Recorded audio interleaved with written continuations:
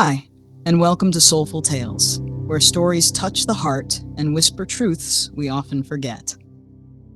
Today's story is about a mother who once dreamed of the stage, but gave it all up for a little girl who would never know how much was lost until it was too late. If you believe stories like this matter, stories about love, sacrifice, and the quiet moments we often overlook, then please consider subscribing to Soulful Tales. Tap the like button, and if this story touches your heart, leave a comment below. We read every one. Now let us begin. My mother lived in a small house at the edge of Maplewood Lane, the kind of place where the curtains faded faster than the paint chipped, and everything smelled faintly of lemon soap and old dreams.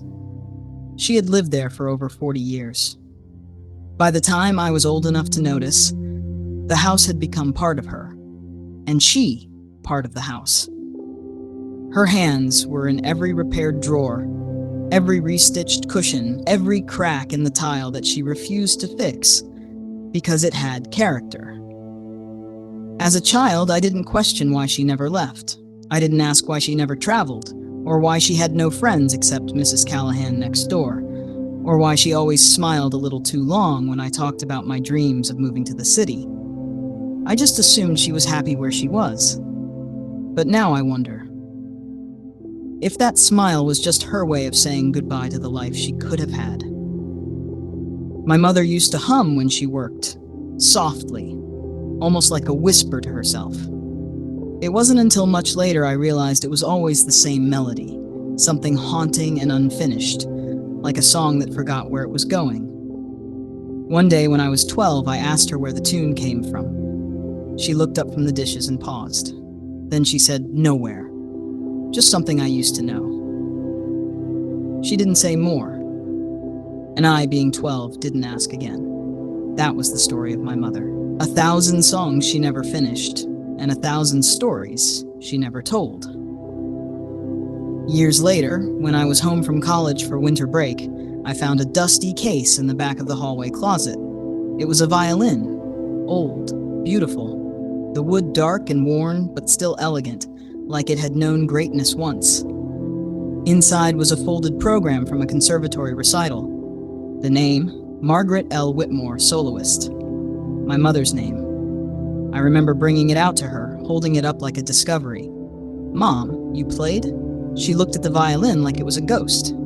"For a while," she said softly, then returned to stirring soup. That was it. She never explained further. But over the next few days, I noticed she walked a little slower. Her hands lingered on the edge of the piano, and every so often, that same old melody returned, humming through the hall like it had been waiting to be heard again. She never played again, and I never asked her to.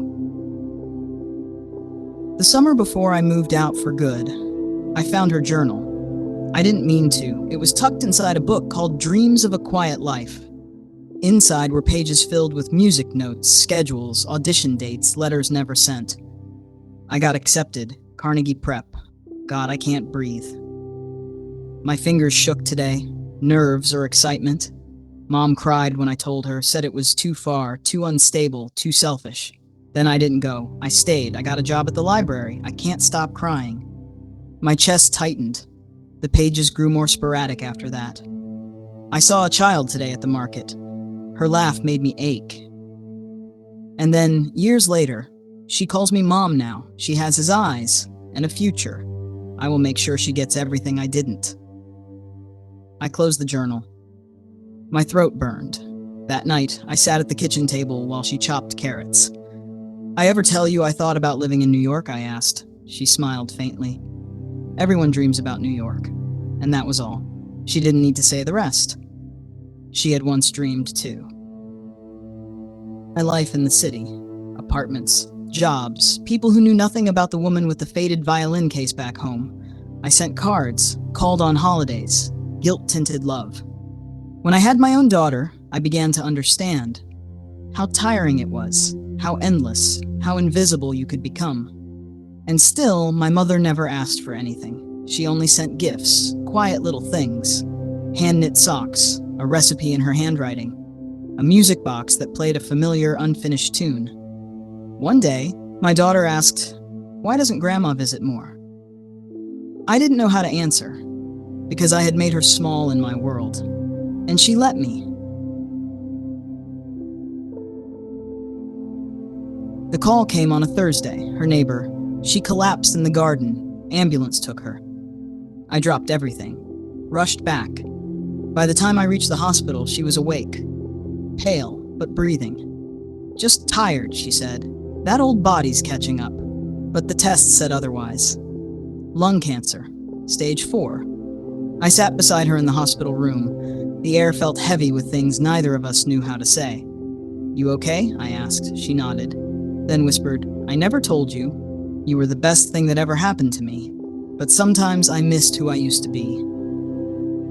A silence followed. Then she smiled. "Don't feel bad, I chose you, over everything else, every time."